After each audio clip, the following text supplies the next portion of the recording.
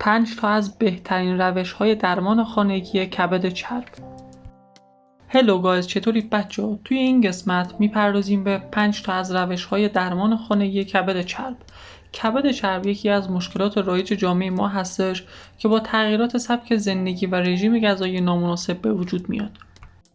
با استفاده از روش‌هایی که داخل ویدیو بهتون میگیم میتونید که با استفاده از اونو کبد چرب خودتون رو داخل خونه درمان بکنید.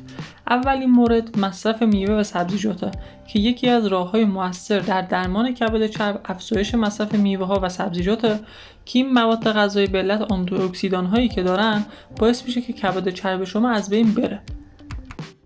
مورد بعدی کاهش مصرف چربی‌های اشباع شده هستش. چربی‌های اشباع شده موجود در غذاهای مختلف مثل گوشت قرمز، بیسکویت، تنقلات میتونه که باعث کبد چرب بشه و اون رو تشدید بکنه. پس بهتون توصیه میشه که اگر که از این مواد استفاده میکنید کلاً بذارید کنار و سعی بکنید که یک رژیم غذایی مناسب داشته باشید.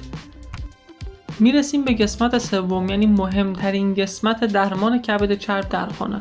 برای اینکه بتونید کبد چرب خودتون رو داخل خونه درمان بکنید بهترین روشش ورزشه و اگر که میخواین خیلی سریعتر این اتفاق بیفته باید به صورت منظم ورزش بکنید و سعی بکنید که برای ورزش ها به صورت هوازی باشه که میتونه تاثیرش رو چندین برابر بکنه.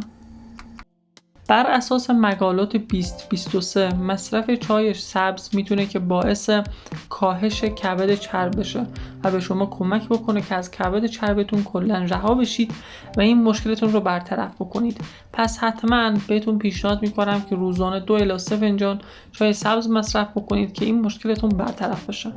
مورد آخر، مورد پنجم، کنترل استرس و خواب مناسبه. استرس مزمن و کمبود خواب میتونه که به افزایش خطر بروز کبد چرب منجر بشه. بنابراین برنامه‌ریزی برای کاهش استرس و ایجاد یک روال خواب منظم بسیار مهمه و میتونید که از روش‌هایی مثل مدیتیشن، تمرین یوگا، تکنیک‌های تنفس عمیق و ایجاد یک محیط خواب مناسب استفاده بکنید تا بتونیم که اگر که امکان ابتلا به شرایط بیماری کبد چرب رو داریم ازش جلوگیری بکنیم و به این بیماری مبتلا نشیم. خب بچه‌ها، مرسی که تا آخر ویدیو با من همراه بودین. اگر که کانال من رو ساب نکردین حتما ساب بکنید. هر نظر و ایده‌ای هم که داشتین داخل کامنت ها برام کامنت بکنید. حتما کامنت هاتون رو میخونم و سعی بکنیم که همه اطلاعات سلامتیمون رو با کمک هم بیشتر بکنیم تا بتونیم یک جامعه سالم داشته باشیم.